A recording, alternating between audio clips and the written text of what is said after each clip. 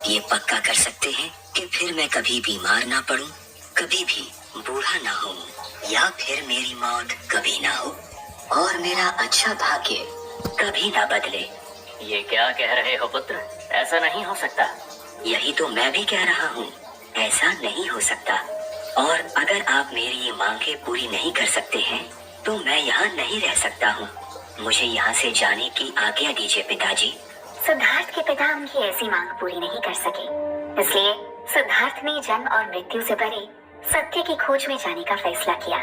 वो आषाढ़ के महीने यानी कि जुलाई या फिर अगस्त के महीने की पूर्णिमा की रात थी, जब सिद्धार्थ चुपचाप से अपने सबसे पसंदीदा घोड़े कंथका पर सवार होकर महल से निकल गए थे। कई कलाओं में उनके महान त्याग को एक छतरी से ढके घोड़े के तौर पर दिखाया गया है, जो एक तरह से रॉयल्टी का सिंबल है। सिद्धार्थ ने अपने बाल भी कटवा दिए थे और अपने गहने भी उतार दिए थे, जिन्हें बाद की आर्ट्स में लंबे कानों के थ्रू दिखाया गया था। और साथ ही ऐसा भी दिखाया गया कि मुक्ति पाने की खोज में बुद्ध ने एक त्यागी के कपड़े पहने हुए हैं। दो फेमस संतों से शुरुआत में उन्होंने सीखा कि ध्यान कैसे किया जाता है। उन संतों में से एक का नाम था अलारा कलामा और दूसरे संत का नाम था उदक्का राम पुट्टा।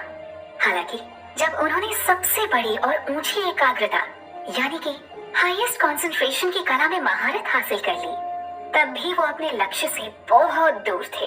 इसलिए उन्होंने अपना भटकना तब तक जारी रखा जब तक कि वो गया में निरंजारा नदी पर उर्वेला नहीं पहुंच गए, जहां उनके साथ बाकी के 5 तपस्वी भी शामिल हुए, जिनके नाम थे कोंडन्ना, भद्या, वप्पा, महानमा और असाजी। उपवास के कारण और मुश्किल लाइफस्टाइल के कारण सिद्धार्थ को गंभीर आत्मपीड़ा से भी गुजरना पड़ा। उन्होंने कुछ 6 सालों तक संघर्ष किया, लेकिन अपने लक्ष्य तक नहीं पहुंच सके और फिजिकल तौर से हद से ज्यादा कमजोर और बीमार हो गए। ध्यान में डूबे हुए सिद्धार्थ की एक इमेज गांधार के एरिया में पाई जाती है, जिसमें बुद्ध का शरीर स्किन से बदलकर हड्डियों में कन्वर्टेड होता हुआ नजर आ रहा है। फिर कुछ समय बाद में सिद्धार्थ ने सेल्फ टॉर्चर का ये रास्ता छोड़ दिया और साधारण खाना खाना शुरू कर दिया। इससे उनका शरीर जल्दी ही ठीक हो गया और फिर सिद्धार्थ के उन 5 साथियों ने उन्हें छोड़ दिया, इस बात से निराश होकर कि सिद्धार्थ ने कोशिश करनी छोड़ दी है। ये महसूस करने के बाद कि इतनी गंभीर तरह से खुद को चोट पहुंचाकर और इस तरह से टॉर्चर करके उन्हें जागृति का रास्ता नहीं मिलेगा, सिद्धार्थ बोध गया में निरंजारा नदी के तट पर एक पीपल के पेड़ के नीचे बैठ गए और पूर्ण ज्ञान हासिल होने तक वहां से बिल्कुल भी ना उठने की कसम खाई। ऐसा माना जाता है कि सिद्धार्थ की योग की चमक देखकर मृत्यु और इच्छा के दानव मारा ने सिद्धार्थ को जिंदगी के सुखों में लौटाने के लिए ललचाने और बहकाने की कोशिश की, यहाँ तक कि अपनी सुंदर बेटियों को भी उन्हें लुभाने के लिए भेजा। दानव मारा ने अपनी सभी शक्तियों जैसे कि वज्र, बिजली, मिसाइलों और जिंदा कोयले, इन सब के साथ सिद्धार्थ पर हमला किया, लेकिन सिद्धार्थ की योग शक्तियों का सामना करने पर वो सभी फूल में बदल गए। धीरे धीरे करके सिद्धार्थ को जीवन के दुख, तकलीफ, पिछले जन्मों के कर्मों का चक्र ये सब समझ आने लगा और साथ ही अब उन्हें दुख का कारण समझ में आ गया। मई यानी कि बैसाख की पूर्णिमा की रात को सिद्धार्थ गौतम ने 33 साल की उम्र में ज्ञान प्राप्त किया और एक राजकुमार सिद्धार्थ से वो बुद्ध फिर जागृत व्यक्ति में बदल गए। कई आर्ट्स में आत्मज्ञान को एक पीपल या बोधि वृक्ष के तौर पर दिखाया जाता है। आमतौर पर इसके नीचे एक आसन होता है, ये दर्शाने के लिए कि बुद्ध वहां बैठे थे। सिद्धार्थ को एहसास हुआ कि इंसान के दुख का नेचर और रीजन सिर्फ अज्ञानता है और फिर उन्होंने दुख को दूर करने के तरीकों का प्रचार करना शुरू कर दिया। त्रिपिटक बुद्ध के कहे गए प्रवचनों का एक कलेक्शन है, जिसमें उनके लगभग सभी अच्छे और जिंदगी को बदल देने वाले विचारों को लिखा गया था, जिसमें बुद्ध के एक्सपीरियंस को भी कहीं कहीं पर दिखाया गया है।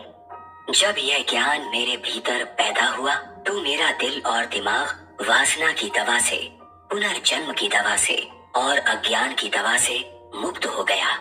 इस तरह से मुक्त होने पर मुझ में ज्ञान और स्वतंत्रता का जन्म हुआ और मैं जान गया कि मेरा पुनर्जन्म समाप्त हो गया है और मुझे मेरा लक्ष्य प्राप्त हो गया है। चार आर्य सत्य सिद्धार्थ की जागृति का आधार बने। वो चारों दुख का सत्य, दुख के कारण का सत्य, दुख के अंत का सत्य और जीवन का अंतिम सत्य है, उस रास्ते का जो दुख के अंत की ओर ले जाता है। ये दुनिया जैसी है और इसे कैसे सुधारा जा सकता है। बुद्ध के विचारों को सुनते हुए ही लोगों को जीने का सही तरीका आ जाता है। बौद्ध धर्म में माना जाता है कि इच्छा और अज्ञानता दुख की जड़ है। इच्छा को प्लेजर, मटेरियल गुड्स और लॉन्गिंग फॉर इमॉर्टैलिटी के तौर पर डिफाइन किया गया है। ये सभी कभी संतुष्ट नहीं हो सकते। ज्ञान मिलने के बाद बुद्ध ने गया छोड़ दिया और लगभग 250 किलोमीटर दूर बनारस चले गए। उन्होंने अपना पहला उपदेश धर्म चक्र प्रवर्तन अपने 5 पुराने साथियों और सन्यासियों को देने का फैसला लिया था, जो अब इसे बताना यानी कि इस वक्त का सारनाथ उसके डियर पार्क में रह रहे थे। उन्होंने खुद को तथागत पूर्ण व्यक्ति बताया और कहा कि कभी भी किसी भी चीज की अति नहीं होनी चाहिए और मध्य मार्ग यानी कि मिडिल पाथ निर्वाण की ओर ले जाता है। बुद्ध ने बताया कि निर्वाण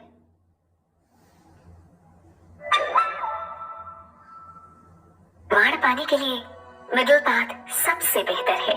मिडिल पाथ सही समझ, सही विचार, सही काम, सही रोजी रोटी, सही कोशिशें, सही मेंटल हेल्थ और बैलेंस और सही कंसंट्रेशन का सबसे बेहतरीन 8 फोल्ड पाथ है। इस महान घटना की याद में अशोक ने सारनाथ में एक स्तूप बनवाया था।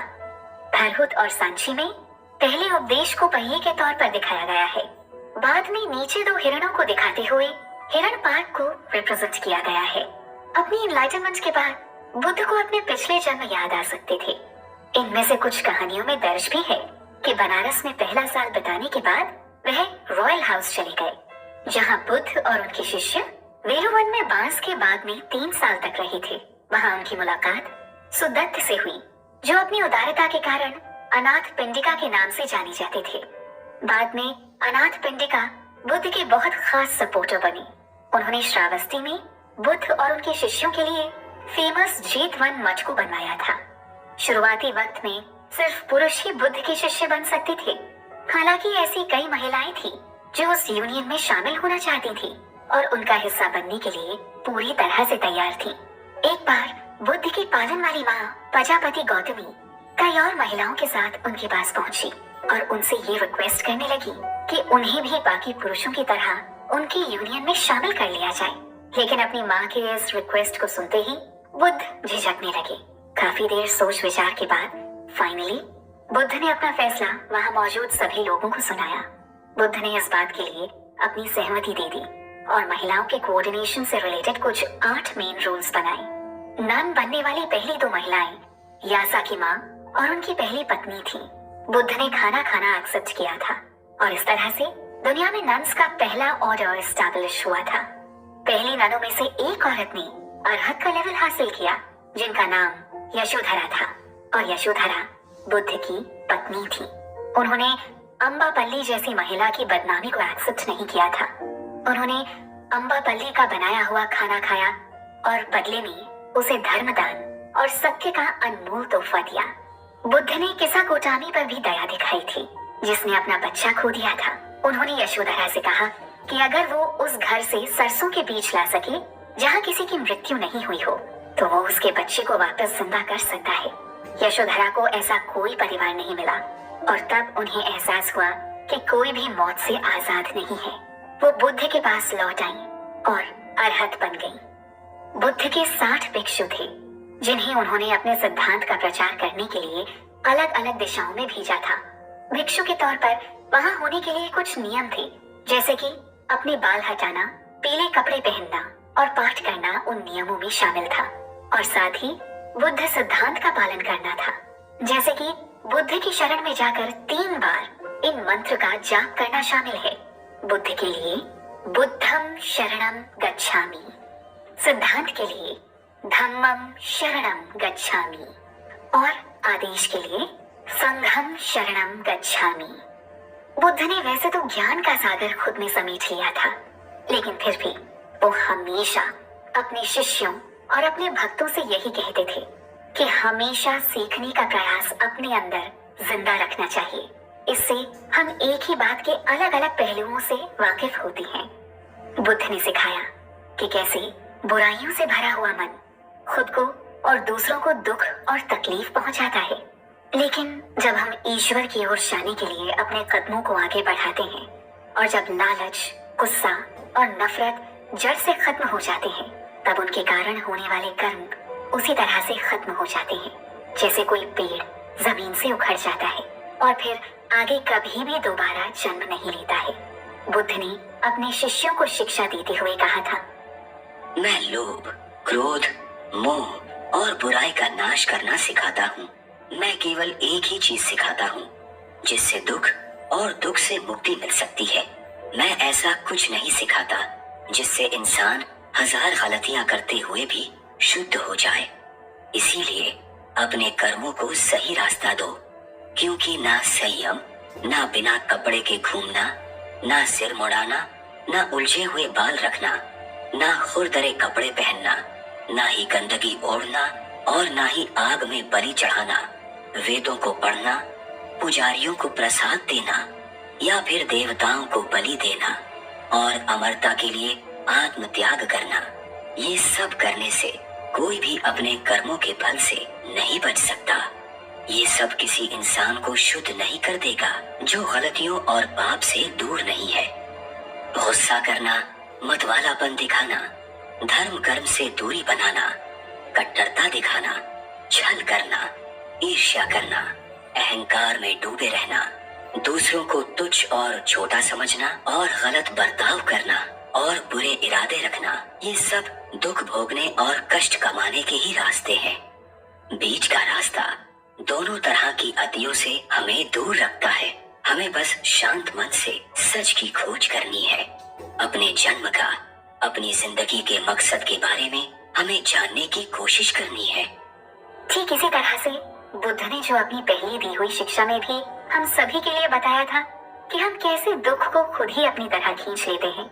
जानेंगे अगले एपिसोड में कि दुख और दर्द का असली सच क्या है। सुनते रहिए कुकू एफएम, सुनो जो मन चाहे। हम सब आम इंसान ही हैं। हमेशा ही खुशियों को पाने के लिए, किसी को खुश करने के लिए, खुद खुश होने के लिए बहुत कुछ करते हैं, लेकिन कभी कभी हमें खुशी की तलाश करते हुए दुख, दर्द और तकलीफ हाथ लगती है। बुद्ध ने जीवन के सार को बेहद खूबसूरत ढंग से समझाया और बताया था, और उन्होंने ये भी समझाया कि दुख या फिर दर्द के पीछे असली सच क्या है। बुद्ध ने सुख और दर्द के कुछ कारण बताए, जैसे कि पहला है जन्म लेना। जन्म लेना ही तो असली दुख का कारण है, इसलिए बुद्ध ने कहा कि जन्म दुखदाई है। दूसरा कारण है बुढ़ापा। बुद्ध ने चन्ना सारथी के साथ जब बूढ़े आदमी को तकलीफ से गुजरते देखा था, तब से उनके लिए जिंदगी को देखने का नजरिया ही बिल्कुल अलग हो गया था, और ज्ञान मिलने के बाद उन्हें इस सच का भी आभास हो गया कि बुढ़ापा भी दुखदाई है और दर्द का कारण बनता है। ऐसे ही तीसरा कारण है बीमारी, और बुद्ध कहते हैं कि बीमारी दुखदाई है, क्योंकि बीमार होने पर सिर्फ शरीर को ही दुख या तकलीफ से नहीं गुजरना पड़ता है, बल्कि दिल और दिमाग को भी ये दर्द उठाना पड़ता है। और कई बार तो कई लोग बीमारी या कमजोरी की हालत में पीड़ित इंसान का साथ छोड़ देते हैं और पीड़ित इंसान अकेला पड़ जाता है। इसलिए बीमारी दर्द और दुख का कारण है। ऐसे ही मौत, शोक करना, दुख जताना और विलाप करना, उदास रहना भी दुखदाई होता है। बुद्ध ने अपने शिष्यों को शिक्षा देते हुए उन्हें समझाते हुए बताया था कि जिन चीजों को या फिर लोगों को हम पसंद नहीं करते हैं, उनके संपर्क में आने से भी हम खुद को दुख पहुंचाते हैं, और जिस चीज को या फिर जिस इंसान को हम पसंद करते हैं, अगर वो हमें ना मिले तो भी हम दुखी हो जाते हैं। ये दर्द के कारण का महान सच है कि किसी चीज की लालसा रखना भी दुख का कारण है, क्योंकि वो चीज हमें खुशी, लालच और वासना के साथ मिलकर हमें पुनर्जन्म की ओर ले जाती है, और बार बार जन्म और मौत के चक्र में हम फंसे रहते हैं। बुद्ध ने इन दुखों और दर्दों से मुक्ति का उपाय भी समझाया। इंसान अष्टांगिक मार्ग की मदद से दुखों से उबर सकता है। अष्टांगिक मार्ग का मतलब है सही विचार अपने अंदर लाना, काम, और लोगों के लिए सही इरादा रखना, सही वाणी यानी कि बोलने का सहज और प्यार भरा तरीका, सही काम करना, सही तरीके से रोजी रोटी कमाना, सही तरीके से कोशिशें करना, सही चेतना जगाना, सही एकाग्रता से ध्यान लगाना, इनकी मदद से दर्द के सारे कारण धीरे धीरे खत्म होने लगेंगे। दर्द की समाप्ति को महसूस करना ही महान अष्टांगिक मार्ग पर अमल करना कहते हैं। जैसे अच्छी तरह से रंगे हुए शाही रथ कुछ समय बाद रंग और सजावट से फीके पड़ने लगते हैं और धीरे धीरे सड़ जाते हैं, वैसे ही इंसानी शरीर भी धीरे धीरे समय गुजरने के साथ साथ बचपन से जवान और जवान से बुढ़ापे की ओर बढ़ने लगता है और फिर बुढ़ापा अपने साथ हजारों तकलीफें लेकर आता है। लेकिन अच्छा धर्म बुढ़ापे में नहीं आता। दरअसल अच्छे लोगों को अच्छे लोग ही सिखाते हैं। जिस तरह से एक चरवाहा गायों को छड़ी के सहारे उन्हें मंजिल तक ले जाता है, उसी तरह से बुढ़ापा और मौत हर एक जिंदा जीव को उसकी आखिरी मंजिल तक ले जाता है। बुद्ध ने मौत को सबसे बड़ा सत्य बताया। सिर्फ मौत ही एक ऐसा सत्य है जिसे ना ही बदला जा सकता है, ना ही झुठलाया जा सकता है और ना ही टाला जा सकता है। इसीलिए अपने जीवन में सही मार्ग को ही चुनो और बाहरी लालसाओं को अपने मन में घर ना करने दो। मौत को हंसकर स्वीकार करो और इस शरीर से प्यार करने के बजाय सिर्फ ईश्वर से खुद को जोड़ने की कोशिश करो। बुद्ध ने मौत से जुड़े सच को अपने शिष्यों और अपने लोगों के बीच समझाते हुए कहा, ना तो हवा में, ना समुद्र के बीच में और ना ही पहाड़ों की किसी गुफा में प्रवेश करके मौत से बचा जा सकता है। क्या दुनिया में कोई ऐसा क्षेत्र खोजा जा सकता है जहां मौत आप पर हावी ना हो सके? नहीं, ऐसा करना और ऐसा होना दोनों ही संभव नहीं है। जब मौत हमें गले लगाएगी तब कुछ ही समय में ये शरीर बेकार लकड़ी के लट्ठे की तरह बेहोश होकर फेंका हुआ जमीन पर पड़ा रहेगा। और जो शरीर यहाँ आनंद लेता है, मरने के बाद वह शरीर मौत के बाद वहाँ आनंद लेता है। लेकिन जो लोग सद्गुणों का अभ्यास करते हैं वे दोनों स्थानों पर आनंद लेते हैं। देखा जाए तो कोई भी हो, मैं, आप, हमारे रिश्तेदार, हमारे जानने वाले, यहाँ तक कि कोई अनजान इंसान, सभी को किसी न किसी चीज का लालच होता है। सभी को कुछ ना कुछ चाहिए होता है और इसीलिए हम सब जिंदगी भर बस भागते रहते हैं। कभी रिश्तों के पीछे भागते हैं, कभी प्यार के पीछे भागते रहते हैं, कभी पैसों के पीछे भागते हैं तो कभी कामयाबी के पीछे भागते हैं। ऐसे में हम अच्छे गुणों से, भगवान की भक्ति से, हमारी सच्चाइयों से और अच्छे कर्मों से अपना रिश्ता कमजोर करते चले जाते हैं। देखा जाए तो हम बस लालच और दुनिया भर के दिखावे में डूबे हुए रहते हैं और जीवन की असली खुशी कभी हासिल नहीं कर पाते हैं। ऐसे में हमें हमारे सच से वाकिफ करवाने के लिए बुद्ध ने 3 चेतावनियों को बताया है, हमें जिसका ध्यान रखना होगा। अगले एपिसोड में जानेंगे कि कौन सी 3 चेतावनियां हमारी जिंदगी को बदल सकती हैं। सुनते रहिए कुकू एफएम, सुनो जो मन चाहे। बुद्ध ने बताया कि इंसान जैसा सोचता है, उसकी सोच जैसी होती है, वो वैसा ही बन जाता है। कोई इंसान बुरी सोच के साथ कुछ बोलता है या कोई काम करता है तो उसे कष्ट, दुख और तकलीफ का ही सामना करना पड़ता है। वहीं पर अगर कोई इंसान शुद्ध विचारों के साथ बोलता है या फिर अच्छा काम करता है तो उसे उसकी जिंदगी में खुशियां मिलती हैं। ये खुशी उसकी परछाई की तरह उसका साथ कभी नहीं छोड़ती है। महात्मा गौतम बुद्ध ने कहा है कि जिंदगी में हजारों लड़ाइयां जीतने से बेहतर है कि खुद पर जीत हासिल की जाए। अगर खुद पर जीत हासिल कर ली जाए तो फिर जीत हमेशा तुम्हारी होगी। इसे तुमसे कोई नहीं छीन सकता और कोई भी तुम्हें हरा नहीं सकता। गौतम बुद्ध कहते हैं कि इंसान कभी भी बुराई से बुराई को खत्म नहीं कर सकता है। इसे खत्म करने के लिए उसको प्यार और सम्मान का सहारा लेना पड़ता है। प्यार से दुनिया की हर बड़ी चीजों को जीता जा सकता है। ठीक इसी तरह से इंसान चाहे तो बहुत कुछ कर सकता है। बुद्ध ने इंसान को सही मार्ग पर चलने और अपने जीवन को बेकार चीजों में उलझने से बचाने के लिए 3 चेतावनियों के बारे में बताया था।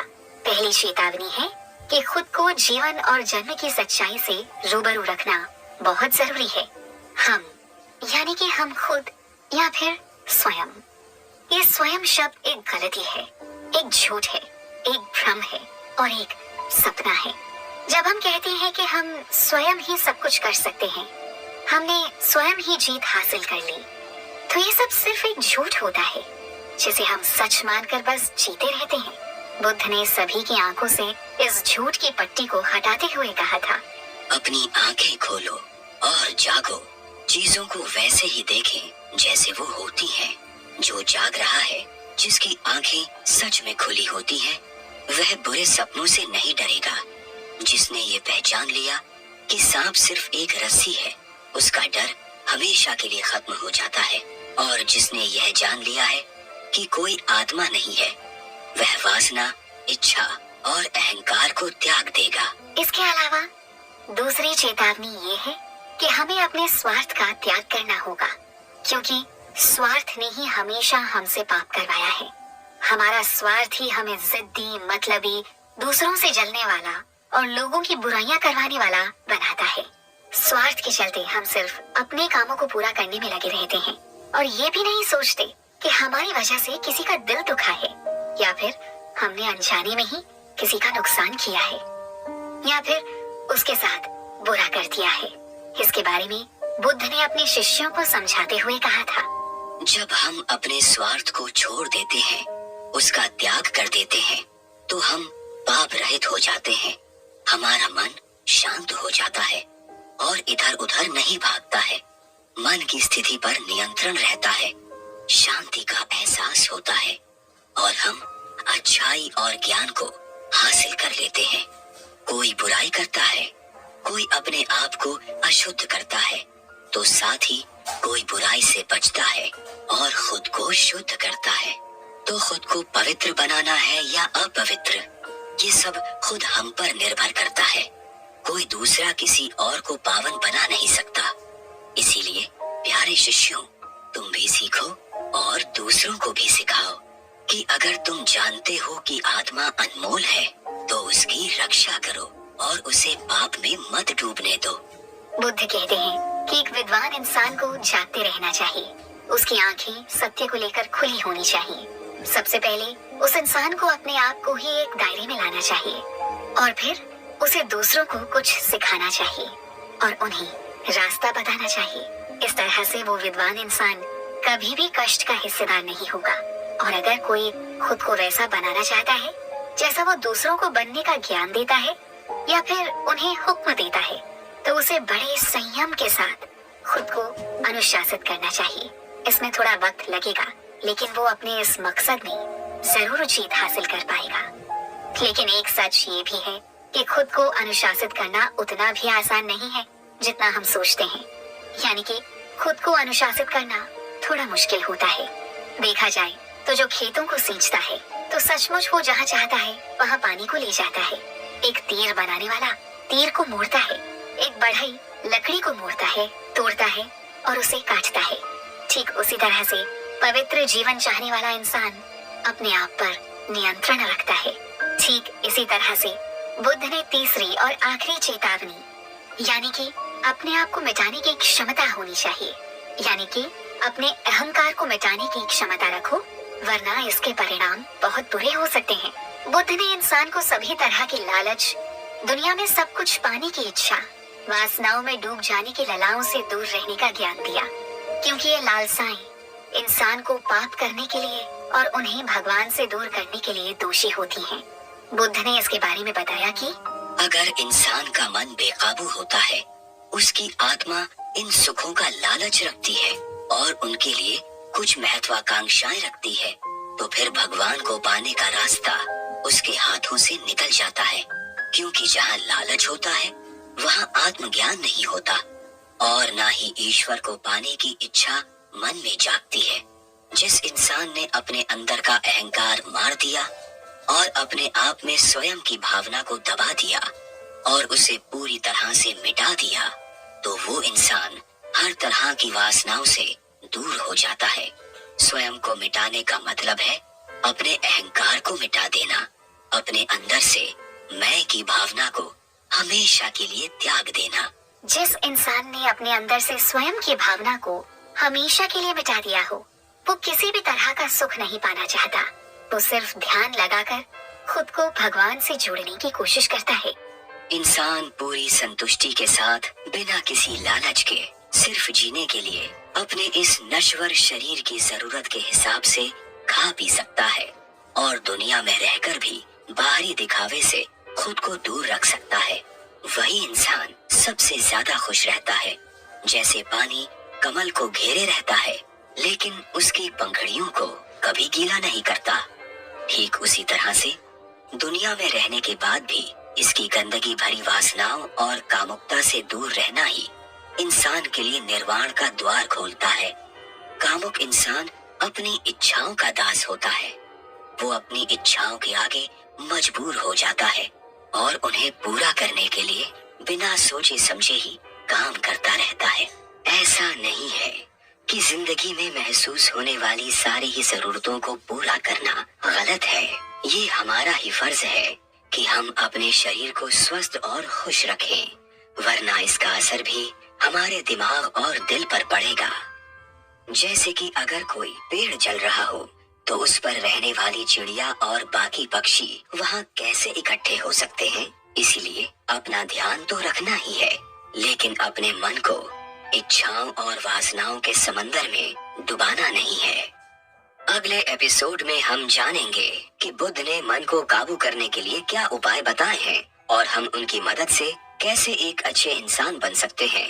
बुद्ध ने जिंदगी को एक ऐसा सफर बताया है जहाँ अलग अलग पड़ाव आते रहते हैं। कभी खुशी का पड़ाव आता है तो कभी दुख का पड़ाव आता है। कभी कभी इंसान ऐसे पड़ाव पर भी पहुँच जाता है जहाँ उसे ये लगने लगता है कि अब उसके साथ बुरा ही होगा, उसकी किस्मत में कुछ अच्छा नहीं लिखा है और भगवान ने उसकी किस्मत में सुख लिखे ही नहीं है। लेकिन ऐसा नहीं होता। कभी कभी हम हिम्मत इतनी जल्दी हार जाते हैं कि हम ये नहीं सोचते हैं कि ये हमारे ही कर्म हैं जिन्हें हम भोग रहे हैं, बल्कि हम ये सोचने लगते हैं कि भगवान अब इस दुनिया में है ही नहीं और भगवान हमारी कभी सुनता ही नहीं है। हम अपने कर्म का लेखा जोखा कभी ना कभी तो जरूर भोगते हैं। इसलिए बुद्ध ने अच्छे कर्मों को करने पर ही ज्यादा ध्यान दिया और अपने शिष्यों को भी यही ज्ञान दिया कि अच्छे कर्म ही इंसान को उसके अच्छे भविष्य, खुशियों और निर्वाण की ओर ले जाते हैं। बुद्ध ने मन को ही पाप का दोषी माना है, इसीलिए उन्होंने कुछ आसान से उपाय बताए जिससे मन को काबू में किया जा सकता है। तो पहला उपाय है कि हमेशा अच्छाई पर ही ध्यान देना चाहिए और अच्छे पर ही अमल करना चाहिए, क्योंकि हमारे कामों के नतीजे से हमारा बच पाना पूरी तरह से नामुमकिन है। इसलिए हमें अच्छे कामों को करने पर ध्यान देना होगा। अपने अच्छे बर्ताव से लोगों की मदद करनी होगी और अपनी अच्छी आदतों से लोगों को भी अच्छे कामों की सीख देनी होगी। बुद्ध ने जिंदगी को एक शरारती बच्चे की तरह बताया था। बच्चे की जिद को अगर पूरा ना किया जाए तो वो बेचैन हो उठता है और वो मनचाही चीज के लिए अड़ जाता है। वैसे ही वासनाओं और हर चमकने वाली चीज के पीछे जिंदगी भी बच्चे की तरह भागती रहती है और उसे पाने की कोशिश करती है। हमें बस उस बच्चे की तरह बेचैन नहीं होना है। जब भी ऐसा हो तो सही फैसला लेने के लिए दोनों पक्षों की बात धैर्य और शांति से सुननी चाहिए। जब दोनों पक्षों ने अपना मामला आगे रख दिया हो तो उस पर गहराई से सोचना पड़ेगा और फिर किसी समझौते या फैसले तक पहुंचने की कोशिश करनी चाहिए। इन सब के अलावा कभी कभी ऐसे मौके भी आते हैं जब गुस्से में हम अपने आपे से बाहर हो जाते हैं। ऐसे में गुस्से में बोले गए शब्द सबसे तीखे होते हैं और ये किसी तलवार से कम नहीं महसूस होते हैं। बुद्ध ने ये भी समझाया कि इच्छा सबसे भयानक जहर है, साथ ही वासना सबसे भयंकर आग है और अज्ञान सबसे अंधेरी रात है जो संसार को नष्ट कर देता है। ईर्ष्या और स्वार्थ अक्सर दोस्ती और भरोसा तोड़ देते हैं। नफरत एक भयानक बीमारी है, लेकिन बुद्ध इन सब का इलाज करने वाले सबसे बेहतरीन डॉक्टर हैं। कोई किसी दूसरे को धोखा ना दे, कोई किसी दूसरे का तिरस्कार या अपमान ना करे, कोई दूसरे को नुकसान ना पहुंचाए। बस इतना ही काफी है शुद्धता की राह पर अपना पहला कदम उठाने के लिए। इसके साथ साथ हमें कुछ और बातों को भी सीखना होगा, जैसे कि करुणा और दान। ये भाव जिनके अंदर होता है, उनके मन में कभी भी किसी के लिए नफरत जन्म नहीं लेती है। ऐसे लोग ज्यादातर यूं ही नहीं भटकते रहते। जहाँ इनकी जरूरत होती है, वहाँ इनका बड़ा दिल सारी मुसीबतों को खत्म कर देता है और इनसे सभी को प्यार और मदद ही मिलती है।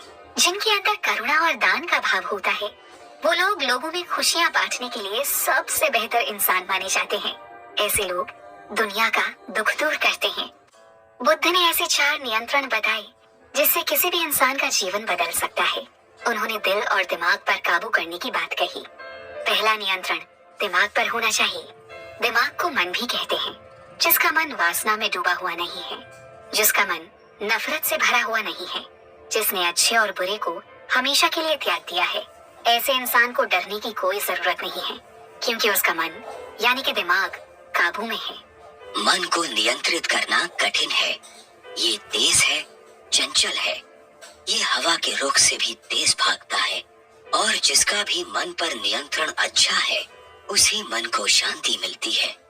बुराई से दूर रहना, अच्छे कार्य करना और अपने मन को शुद्ध करना ही बुद्ध का सिद्धांत है। मन अस्थिर और चंचल है। इसे नियंत्रित करना कठिन है, लेकिन एक बुद्धिमान व्यक्ति इसे सीधा कर देता है। जैसे तीर बनाने वाला तीर बनाता है और लोहे को सीधा करके नुकीला तीर बनाता है। जो मनुष्य यहाँ वहाँ से केवल फूल ही इकट्ठा करता है, जिसका मन विचलित होता है, उसे मृत्यु सोते हुए गांव में आई भयानक बाढ़ की तरह पकड़ लेती है। और जैसे मधुमक्खी फूल के रंग और खुशबू को कोई नुकसान पहुंचाए बिना शहद लेकर उड़ जाती है, वैसे ही एक साधु को एक गांव में वैसा ही व्यवहार करना चाहिए। दूसरा नियंत्रण आत्मा पर होना चाहिए, क्योंकि इस दुनिया में सभी जिंदा प्राणियों के शरीर बेजान होते हैं, जिसमें आत्मा ही जान फूंकती है। ठीक वैसे ही सारे भाव, सारे इमोशंस भी बेजान होते हैं और सोचने समझने की क्षमता बेजान ही होती है। इसमें जान डालने का काम, सोचने समझने की क्षमता का काम और भावनाओं को खूबसूरत बनाने का काम आत्मा करती है। जो लोग समुद्र के फैलाव को पार करते हैं, जो लोग तालाबों पर पुल बनाते हैं, जबकि लोग नाव बांधते हैं और उसी से नदी पार कर सकते हैं, फिर भी पुल बनाते हैं और फिर दूसरे किनारे पर पहुंच जाते हैं, तो बुद्धिमान कहलाते हैं। विद्वान लोग और श्रेष्ठ शिष्य हमेशा ही अपने शरीर को लेकर ऐसा ही महसूस करते हैं, क्योंकि वो जानते हैं कि शरीर मरता है, जबकि आत्मा उन्हें ईश्वर से जोड़ती है। आत्मा पर नियंत्रण करने से पुनर्जन्म का चक्र खत्म हो सकता है। धर्म पर नियंत्रण भी बहुत जरूरी है। ये इंसान का ही धर्म है कि वो अपने धर्म और कर्म पर बिल्कुल भी एहतियात नहीं बरतते। जैसे कि हर इंसान को रोज सुबह जल्दी उठना चाहिए और उसे आलसी नहीं होना चाहिए। इंसान को धर्म को अच्छी तरह से समझना चाहिए। जो धर्म का पालन करता है, वो इस लोक और परलोक दोनों में खुशी से रहता है। धर्म का मतलब है अपने हर एक काम को ध्यान और लगन से करना और समय पर ही उसे खत्म कर लेना। मनुष्य को धर्म का अच्छे से आचरण करना चाहिए, बुरे कामों का आचरण नहीं करना चाहिए। राग, द्वेष और वासना को देखकर मुझे प्रेम के सुख की कोई इच्छा नहीं रही। मूत्र और गोबर से भरे उस शरीर को मैं पैर से भी छूना नहीं चाहता था। जैसे ही मन धर्म को समझता है और मन धर्म से जुड़ने लगता है, मन ही धर्म है। अगर कोई बुरे मन से बोलता है या फिर बुरा काम करता है, तो कष्ट, परेशानी, दुख उसका पीछा करते हैं। अगर कोई शुद्ध मन से बोलता है या फिर काम करता है, तो खुशियां किसी परछाई की तरह उसके साथ चलती हैं। जो भी इंसान सुखों की खोज में हर वक्त लगा रहता है, जो अपनी इंद्रियों पर काबू नहीं रख सकता है, जो बिना संयम के खाना पीना करता है, जो आलस करता है, जो कमजोर पड़ जाता है और कभी भी असली जीत हासिल नहीं कर पाता है, और जो अपने दिल और दिमाग की अशुद्धता को दूर कर लेता है, अपने बर्ताव में अच्छी तरह से नियमों का पालन करता है, वो इंसान आत्मनियंत्रण और सच्चाई से धनी है। और वही इंसान साधुओं के पीले कपड़ों का हकदार होता है। ये 3 नियंत्रण इंसान की जिंदगी को पूरी तरह से बदल सकते हैं। ऐसे ही बुद्ध ने 4 आर्य बताए हैं, जिसने दुख के कारण, उसके निवारण और उसकी समाप्ति को पहचान लिया है। उसने 4 आर्य सत्य को समझ लिया है। पहला आर्य सत्य है सच्चे मार्ग पर चलना। सत्य ही इस संसार का एकमात्र रक्षक है। सत्य महान और मधुर है। सत्य आपको बुराई से मुक्ति दिला सकता है। ये वो 4 आर्य सत्य हैं जो कभी नहीं बदलेंगे। जिसने स्वार्थ पर विजय पा ली है, जिसने शांति हासिल कर ली है, जिसने सत्य पा लिया, बस वही इस पूरी दुनिया में सुखी इंसान होता है। जो इंसान खुद पर नियंत्रण कर लेता है, नियम का पालन करता है, सत्य पर विश्वास रखता है, चाहे कोई भी इसे समझे या ना समझे, लेकिन कड़वा लगने वाला सत्य भी अपनाने वाला इंसान साधु यानी कि भिक्षु कहलाता है। संसार में सत्य के सिद्धांत का प्रचार करो, जिससे सभी जीवित प्राणी धर्म के मार्ग पर चलेंगे। बुद्ध ने भिक्षु नाम की एक बहुत ही सरल सी पहचान बताई है। वो कहते हैं कि जब वाणी में संयम हो, मन में अच्छाई और संयम हो, तब संयम करने वाला साधु या फिर कोई भी इंसान सभी दुखों से मुक्त हो जाता है। जिसके मन और शरीर के लिए कोई आत्मा नहीं है, जिस पर वो संयम ना कर पाए, वो शांत नहीं रह पाएगा। जो चीज उसके पास नहीं है और वो इंसान उसके लिए शोक नहीं करता है। जो अपने मन पर काबू कर सके, जिसे कुछ भी जाने पर या ना मिलने पर दुख ना हो, जो सबकी खुशी में खुश हो, वह असल में एक सच्चा भिक्षु है। जो भिक्षु एकांत निवास में चले गए हैं, जिन्होंने अपने मन को शांत कर लिया है और धर्म का अनुभव कर लिया है, उन्हें महान आनंद का अनुभव होता है। धैर्य तप का सबसे बड़ा रूप कहलाता है और निर्वाण मन की सबसे ऊंची अवस्था होती है। जो दूसरे को कष्ट देता है, दुख पहुंचाता है, उनसे नफरत करता है, जो दूसरों को सताता है, वो इंसान वैरागी नहीं है और ना ही वो सन्यासी है। अगले एपिसोड में जानेंगे कि बुद्ध ने कौन से ऐसे मार्ग दिखाए हैं जिस पर चलकर हम भी अच्छे बन सकते हैं। सुनते रहिए कुकू एफएम, सुनी जो मन चाहे। बुद्ध को इस जीवन मरण का चक्र समझ में आ गया था। उन्होंने अपने जीवन को इस चक्र से मुक्त करने की खोज शुरू की। जब उन्हें ज्ञान की प्राप्ति हुई, तब उन्होंने ये जान लिया था कि जीवन को सही मार्ग पर लाने वाला हर इंसान अपने लिए एक ऐसा रास्ता बना रहा है जो सीधा ईश्वर के द्वार से जाकर जुड़ता है। इस धरती पर जन्म लेने वाला इंसान बस यही की मोह माया को सच समझ बैठता है। इंसान यहाँ पर खुश रहने और दिखावा करने में ही अपना पूरा जीवन बिता देता है और उसे लगता है कि वो एक बेहतरीन जिंदगी जी रहा है। लेकिन इंसानी जिंदगी सिर्फ बड़े बंगले, महंगी महंगी चीजों में ही उलझी रह जाती है। बुद्ध ने बताया कि कैसे सिर्फ कुछ ही अच्छे कदम उठाने से इंसान की जिंदगी बदल सकती है। वो कैसे अपनी छोटी छोटी बातों पर ध्यान देकर एक शुद्ध इंसान बन सकता है। सबसे पहले बुद्ध ने प्रेम पर ध्यान करने की बात कही है। बुद्ध ने बताया कि इंसान को किसी पर गुस्सा जितनी जल्दी आता है, वो उतनी जल्दी किसी को समझने की या फिर किसी से प्रेम करने की भावना को मन में नहीं ला पाता है। इसलिए अपने मन को इतना बड़ा करने की कोशिश करो, उसमें हर सुख दुख, दोस्त दुश्मन समा सके। एक पल में किसी को त्यागना हो, उसके लिए दुख का उठना हो, और किसी को अगर बड़े से बड़े दोष के खिलाफ मारना हो तो उसे माफ किया जा सके। जब हमारा मन किसी की मदद करने के लिए, किसी का कल्याण करने के लिए तरसने लगे, तब समझना कि हम सही रास्ते पर हैं। दूसरा, इसके बाद हमें अपने दया भाव पर ध्यान देना होगा, क्योंकि जब तक हम अपने अंदर दया लेकर नहीं आएंगे, तब तक ना तो हम किसी का दुख समझ पाएंगे और ना ही उसकी मदद कर पाएंगे। इसलिए ऐसे इंसान बनने की कोशिश करो जो मुसीबत आने पर सभी लोगों के बारे में सोचे और सही फैसला लेते हुए उस मुसीबत का सामना करे और लोगों की मदद करे। उनके दुखों को लेकर अपने मन के अंदर दया को जगने दो। तीसरा, बुद्ध ने इसके साथ ही खुशी पर ध्यान देने की बात भी कही। जब भी हम खुशियों पर ध्यान देते हैं तो हम इसका भी ध्यान रखते हैं कि किसी को दुख ना पहुंच पाए। अगर दूसरा इंसान खुश है और उसे ऐसे देखकर हमें भी संतुष्टि और खुशी मिल रही है, तो फिर इसका मतलब यही है कि हमारा मन अब बाहरी दिखावे से आजाद हो रहा है। जब कोई दूसरों की भलाई के बारे में सोचे और उनकी जीत का जश्न मनाए, तो समझ जाना चाहिए कि अब मन शुद्ध हो रहा है। अशुद्धता पर ध्यान लगाना चाहिए और इसे मिटाने की कोशिश करनी चाहिए, और उसके लिए मन को काबू में करना होगा। ये अशुद्धियाँ कुछ और नहीं है, बल्कि मन की वासनाएं, झूठ, छल, कपट, नफरत, जलन, लोगों की बुराइयां और उनके लिए गलत बातें मन में लाना ही है।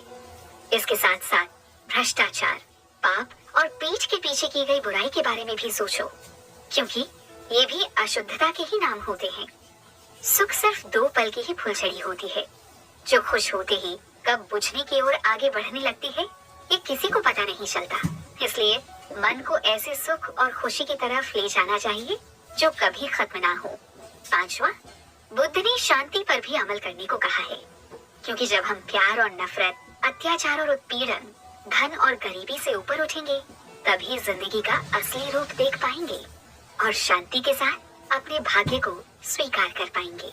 इस पर बुद्ध का कहना है कि वो लोग जो बुद्धिमान हैं, जो ध्यान के प्रति समर्पित हैं, वो लोग हमेशा अपनी प्रगति में स्थिर रहते हैं, शांति और प्रचुरता के साथ निर्वाण के संपर्क में आते हैं।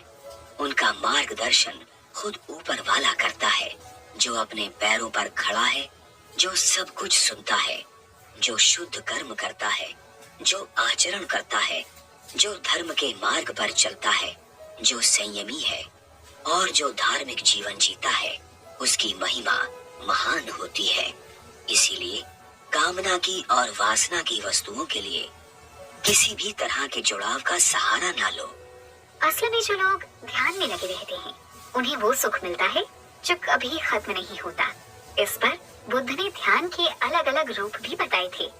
ध्यान के भी कई रूप होते हैं, जैसे कि पहला ध्यान एकांत है, जिससे आपका मन कामुकता से मुक्त होता है और वासनाओं से दूर हो जाता है। फिर दूसरा ध्यान है, जिसे हम शांतिपूर्ण मन, आनंद और खुशी से जोड़ते हैं।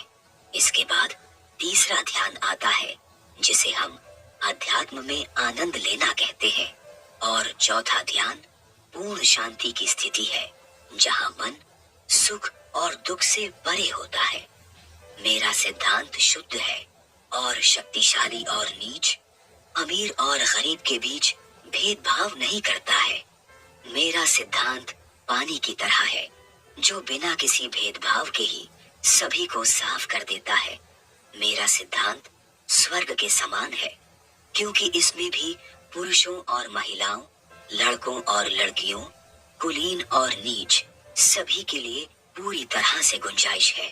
बुद्ध जानते थे कि जैसे जैसे समय बढ़ेगा, पीढ़ी दर पीढ़ी और भी ज्यादा पाप से लिपटी हुई होगी और इंसान सिर्फ बाहरी दिखावे की दुनिया में खोकर अच्छाइयों से दूर होता जाएगा। इसलिए उन्होंने आने वाले समय के लिए भी कुछ बातें समझाई थी। आने वाले समय में अगर इंसान अच्छाइयों के रास्ते पर चलना चाहे और कभी ना मिटने वाली खुशी हासिल करनी हो, तो उसे कुछ आसान काम ही करने होंगे। पहला ये कि सत्य के अच्छे नियम को हासिल करो, इसे पढ़ो, इसे समझो और ब्रह्मांड के सभी इंसानों को इसका उपदेश दो। हजारों बेकार शब्दों से बेहतर है एक उपयोगी वाक्य को बोलना। और तीसरा है, अच्छे लोग सब कुछ त्याग देते हैं, साधु लोग निष्काम भाव से बोलते हैं और खुशी या दर्द से अछूते रहते हैं। हमेशा याद रखो कि जो बुद्धिमान लोग होते हैं, वो ना तो खुशी जताते हैं और ना ही दुख। बुद्ध के वचनों, नियमों, उपदेशों से ना जाने कितनी ही लोगों की जिंदगी बदल गई। भले ही कोई ऐसा इंसान भी होगा जो इन नियमों पर चलने के बाद भी साधु संतों की तरह ना बनना चाहता हो, लेकिन उसकी जिंदगी में भी शांति, सुकून, संतुष्टि के साथ साथ सफलता होगी। और अगर मैं और आप भी कोशिश करेंगे, तो बुद्ध की राह पर चलते हुए अच्छे नेक दिल इंसान तो जरूर बन जाएंगे, और फिर शायद मैं और आप भी उस कभी ना मिटने वाली खुशी को हासिल कर पाए जिसकी हम सबको तलाश है। आज हम एक ऐसी महान शख्सियत के बारे में बात करेंगे जिन्होंने इस देश को इतना कुछ दिया